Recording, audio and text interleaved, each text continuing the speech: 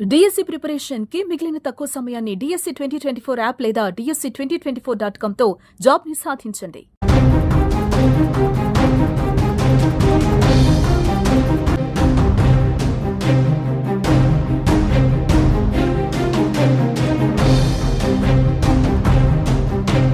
పాకిస్తాన్ మరో పనికిమాలిన పని కొడిగట్టింది. ఉగ్రవాదులను పోరాట యోధుల్లా భావిస్తున్న పాక్ వారిపై తన ప్రేమను మరోసారి చాటుకుంది.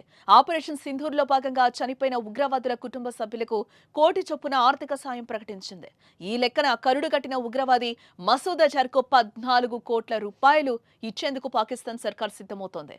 ఆపరేషన్ సింధూర్ సమయంలో జైషే మహ్మద్ చీఫ్ మసూద్ అజర్ ఇంటిపై భారత సైన్యం దాడి చేసింది. బహవల్పూర్లో ఉన్న మసూద్ ఇల్లు నేలమట్టమైంది.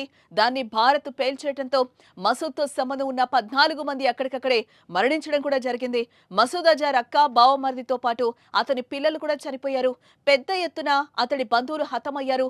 మసూద్ సోదరుడు రవూఫ్ మరణ వార్త కూడా బయటకొచ్చింది. దీంతో వారందరికీ కోటి చొప్పున మసూద్ చేతిలో 14 కోట్ల రూపాయలు పెట్టనుందనే వార్తలు కూడా ఇప్పుడు చర్చనీయాంశమయ్యాయి.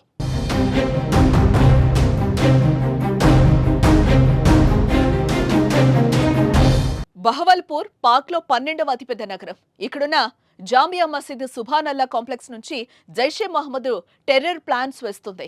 దాదాపు 18 ఎకరాల్లో ఉంది. ఆ సంస్థ టెర్రర్ క్యాంప్ ఉంది. ఉగ్ర సంస్థ జైషే మహమ్మద్ హెడ్ క్వార్టర్ ఇదే. ఆ దాడి తర్వాత మసూద్ అజర్ భారత్ పై విషం కక్కిన సంగతి కూడా తెలిసిందే. తనను వదిలి తప్పు చేశారని, మోదీ అంతు చూస్తారని ఓ లేఖ ద్వారా హెచ్చరించడం కూడా జరిగింది. భారత్ దాడిలో తన కుటుంబ సభ్యులు చనిపోయిన విషయాన్ని తెలిపి ఆగ్రహంతో ఊగిపోయాడు.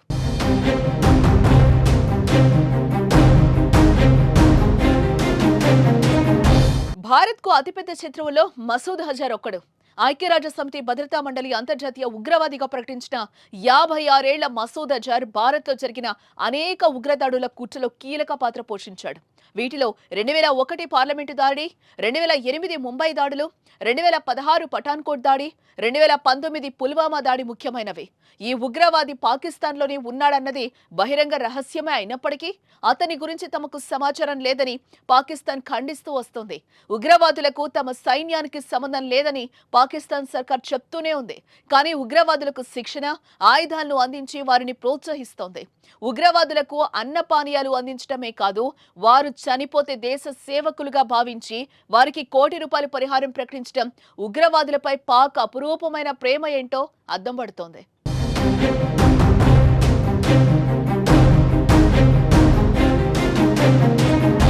అమాయకుల ప్రాణాలు తీసిన ఉగ్రవాదులు చనిపోతే అంతా హర్షం వ్యక్తం చేశారు. ప్రపంచ దేశాలు భారత్ చర్యను అభినందించాయి. కానీ పాకిస్తాన్ మాత్రం తట్టుకోలేకపోతోంది. ఆపరేషన్ సింధూర్ తర్వాతనే సరిహద్దులో కాల్పులకు తెగబడి పరిస్థితిని ఉద్రిక్తంగా మార్చింది. సామాన్య ప్రజలపై లేని ప్రేమ ఉగ్రవాదులపై చూపెట్టి అబాసుపాలవుతోంది.